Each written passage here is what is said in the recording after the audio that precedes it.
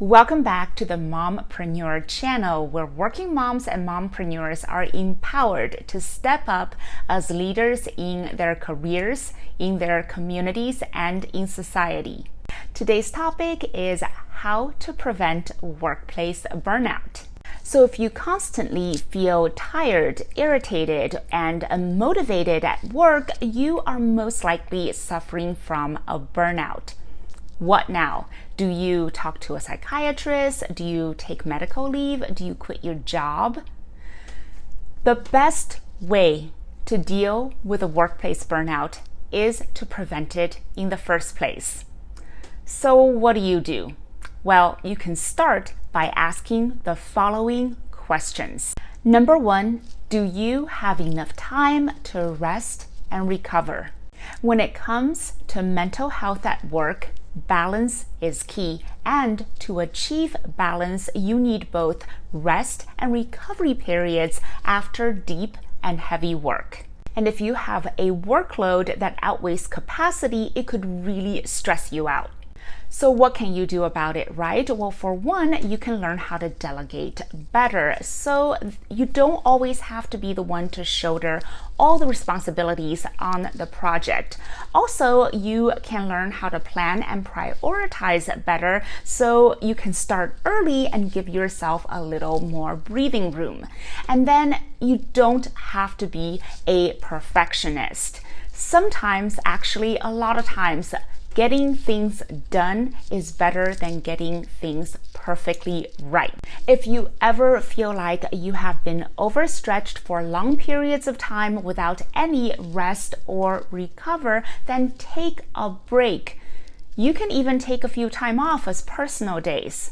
Trust me, it is much better to take a break before breaking down. Question number two, do you lack autonomy? So a lack of autonomy indicates a lack of control, and it could be because of various reasons. For example, your teammates may just be taking way too much of your time, or there could be shifts in priorities all the time, or it could be problems from home.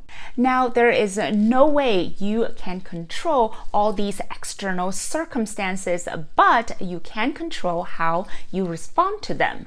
For example, you can set strict boundaries with your teammates, and you can escalate the problems that come from constant shifting in priorities to your superiors. You can also take a few days off to address the issues at home. Gaining control back isn't really about having a type A personality. It's not about being controlling, but more about gaining your sense of self back. So when outside pressure dims your inner light, you need to take the actions that allow you to refuel yourself so you can continue to burn more brightly.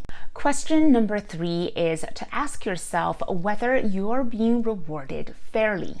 There are two types of rewards: extrinsic and intrinsic. Extrinsic rewards include bonuses and promotions or public recognition. It also includes some non-traditional rewards like extra days off or extra pay for working especially hard on a previous project. If you feel like that you have not received fair compensation, then you can always address it to your superior. The worst that they could do is to turn you down, but hey, at least you spoke up for yourself. Intrinsic rewards are a little bit harder to measure, but they're certainly very rewarding. They include being heard and respected and appreciated by your clients, your superiors, or your team members, or even your partners. Again, if you don't feel like you have been respected or appreciated by others, then take action and address it to the person, as long as you do it in private and respectfully. Question number four is, are you being supported? For example, if you confide in your teammates, do they brush you off or do they listen and focus with their utmost attention? Do you feel ignored or are you heard? Does your workplace feel like high school or an actual mature and professional workplace? Your workplace culture plays an important role on your overall well-being. So if the culture is cliquey and high schoolish and disrespectful, then you are going to feel alone and unsupported and probably very detached. So what can you do about it? Well, again, there are things that you cannot control, like the culture. It's circumstantial, but you can control how you respond.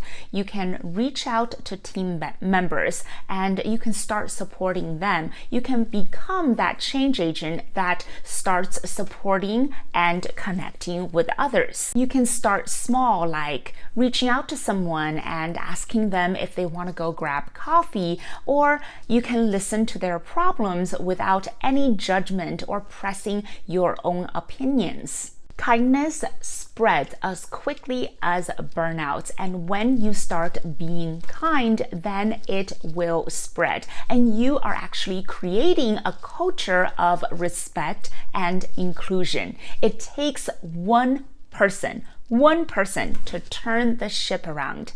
Why can't it be you? Burnouts do not just happen. It accumulates very incrementally from multifaceted sources, but when it reaches a tipping point, there's no turning back. The good news is now you can recognize the symptoms and prevent it from happening. Worst of all, realize this. As a knowledge professional, your choices are limitless. So if your current workplace is burning you out, you always have other choices. You hold the key to your happiness, and no one is entitled to that.